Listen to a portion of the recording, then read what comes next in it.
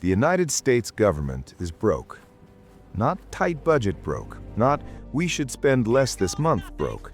We're talking about over $23 trillion in debt broke, and the number keeps climbing. If you or I ran out of money, the solution would be obvious. We would stop spending. We would cut back. We would adjust our lives.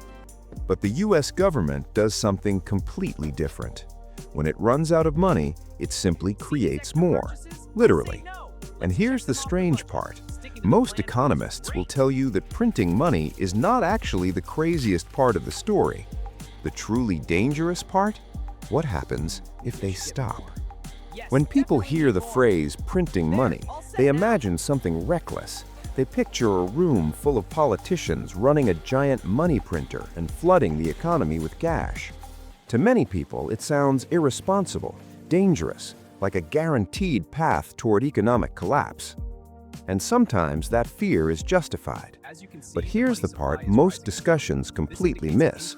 The modern financial system was designed this way. Printing money is not a random accident or secret conspiracy.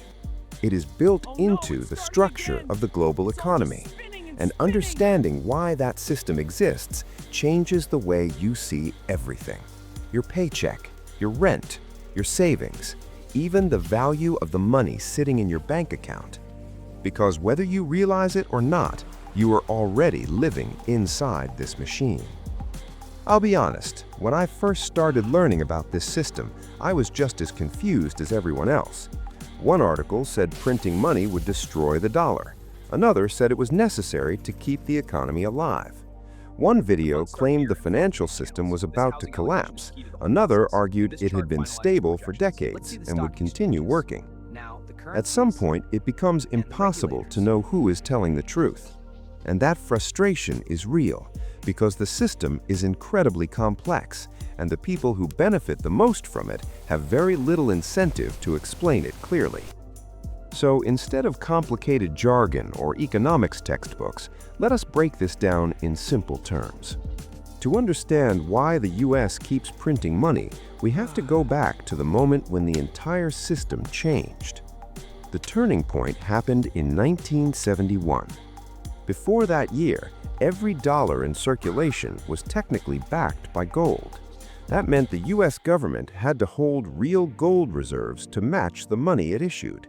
If you held a dollar, somewhere in a vault, there was gold tied to it. This system created a natural limit on how much money could exist. But in August 1971, President Richard Nixon made a historic announcement. The United States would no longer exchange dollars for gold. In one moment, the dollar stopped being tied to a physical resource. Instead, it became something different. Money became a tool. Think of the economy like a giant game of Monopoly. If the bank runs out of money during the game, trading slows down and everything stops. But if the bank can create new money when needed, the game keeps moving. Businesses keep operating. People keep spending. The economy keeps growing. But there's a catch. If the bank creates too much money too quickly, the value of each dollar drops. Prices rise. That's inflation. And every decision about printing money is really a balancing act between these two forces, economic growth and inflation.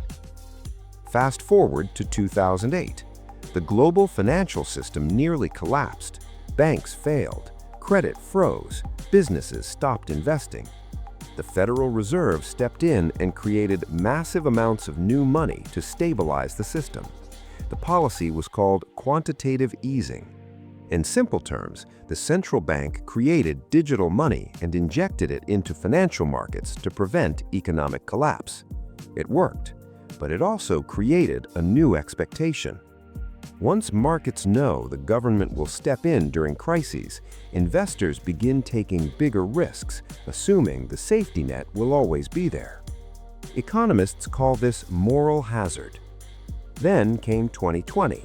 The pandemic shut down the global economy almost overnight. Millions of jobs disappeared. Businesses closed. Governments responded with enormous stimulus programs. In the United States alone, Trillions of dollars were injected into the economy. Some came from taxes, some from borrowing, and some from newly created money. Within 2 years, inflation surged to levels not seen in decades. Groceries, gas, housing, everything became more expensive. And suddenly, millions of people felt the consequences of the system in their everyday lives. Most political debates frame this as a partisan issue.